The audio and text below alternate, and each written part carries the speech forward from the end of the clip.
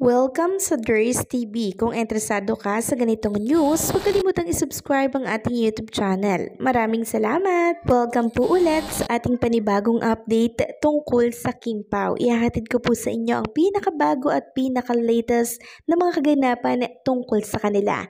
Kaya naman kung hindi ka pa subscriber ng ating channel, pindutin nyo na ang notification bell para lagi kayong updated sa mga balitang trending at napapanahon.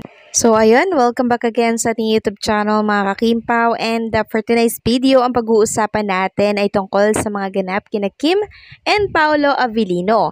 So diba kung inyo natatandaan mga kakimpaw, naglabas po si Chinita Princess ng photoshoot mula po ito sa Dubai, na kung saan ang suot niya nga doon ay long dress na floral ang kulay. So ngayon, na-amaze ako kay Chinita Princess kasi laman siya laman yung picture niya ng iba't ibang magazine. Andyan ang Metro Style. Sabi nga dito, Kim Chu's birthday, musings and reflections as she turns 35. Sabi naman dito sa megaasia.com, exclusive, Jatlosa on creating Kim Chu's birthday gown for the dessert. In a fuchsia gown, fuchsia pala, by Jatlosa, the designer captures spontaneity and softness in a look that turn a dessert detour into high fashion. megaasia.com. And eto pa mga kakimpaw, andyan at na-feature din si Chinita Princess ng preview.ph. Sabi dito, Kim Chu celebrates 35th birthday in a Sahara team photoshoot. Grabe, diba? Ang daming nag-feature na magazine dito po sa photoshoot ni Chinita Princess para po sa kanyang birthday. Grabe. Iba ka talaga, Chinita Princess. Congratulations sa'yo. Samantalang, next topic naman, pag-usapan natin ang tungkol dito sa pagmamasid ni Nonchalant Boy dito po sa X. Sabi kasi dito ng isang Kim Pao fan, may nonchalant daw po na nagmamasid ngayon sa social media. Then sabi po nang nag-reply, wag mong hulihin. Tapos may nag-reply pang naglalakbayan dito, nagbabasa. So, kilala nyo naman po siguro kung sinong nonchalant ang tinutukoy at pinag-uusapan po ng ilang Kim Pao fans dito sa X. Walang iba kundi si Paolo Avellino. Kaya madalas, ay alam na alam ni Paolo Avellino ang katanungan po ng ilang mga Kim Pao fans kasi palagi po siyang tambay dito sa X at nagbabasa ng mga pinag-uusapan ng mga fanny. Next topic naman, pag-usapan natin mga kakimpaw ang katanungan ng maraming fans.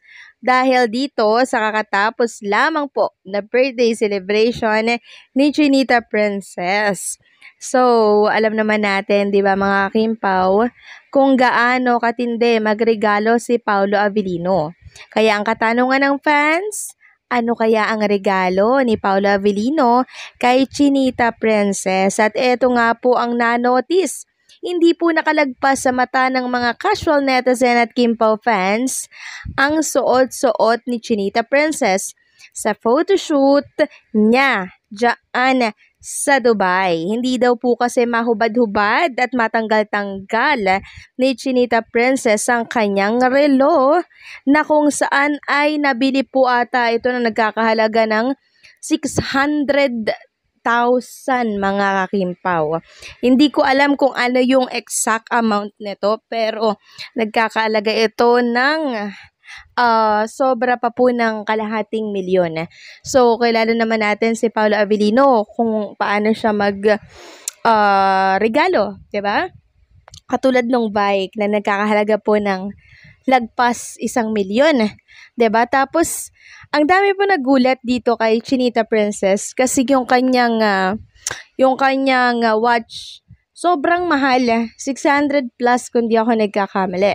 Kaya ang komento ng ilang mga Kim Pao fans, dahil dito sa hindi matanggal-tanggal na watch ni Chinita Princess na Cartier, sabi po ng isang fan, the Cartier watch is actually not needed daw in this super stunning photoshoot. Hindi rin naman endorsement or brand partnership yan.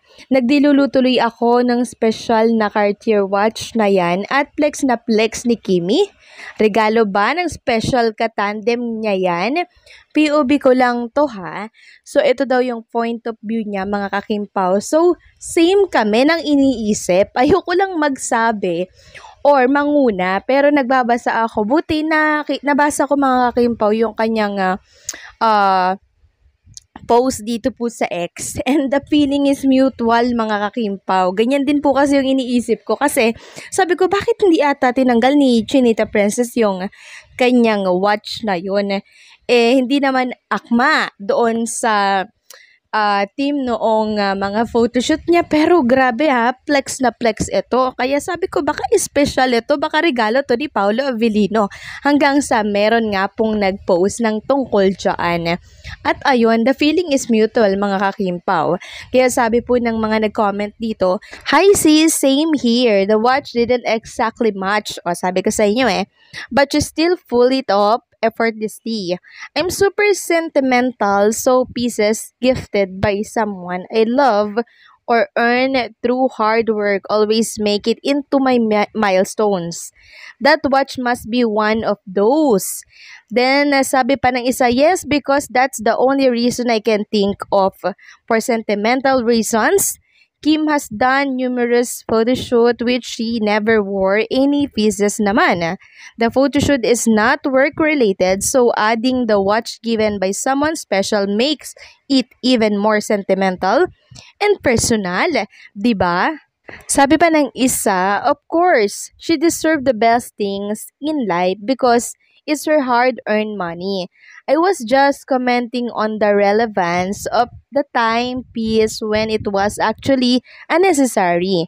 And even without it, Kim is still exceptionally beautiful. So, nagbigay lang naman siya, di ba, ng POV. Hindi naman siya yung direktang, siguro ganto ganyan, di ba? So, ito ay point of view niya lamang na siyang parehas nga kami ng kutob. Bakit kailangan niyang isuot yun hindi naman much sa kanyang kasuotan, 'di ba? So mapapaisip ka na ay baka nga bigay o regalo ito ni Paolo Avellino kasi may sentimental value at nagkakahalaga ito ng kulang 700,000 ata basta 600 plus mga kakimpaw. Ganyan katindi ang halaga po ng Cartier na suot ni Chinita Princess na watch. Grabe, 'di ba? Parang hindi ata bibili si Chinita Princess ng ganyan kamahal na watch, no mga kakimpaw. Kasi syempre si Chinita Princess, ano yan, medyo matipid din yan mga kakimpaw. Bibili yan nasa 300, 200, ganyan. Pero yung 600 parang kakaiba, no? Parang galing talaga siya kay Paolo Avellino. So, pasasaan pa mga kakimpaw at lalabas din po ang katotohanan tungkol sa Cartier na watch na yan. So, anong say nyo dito mga kakimpaw? Please comment down below.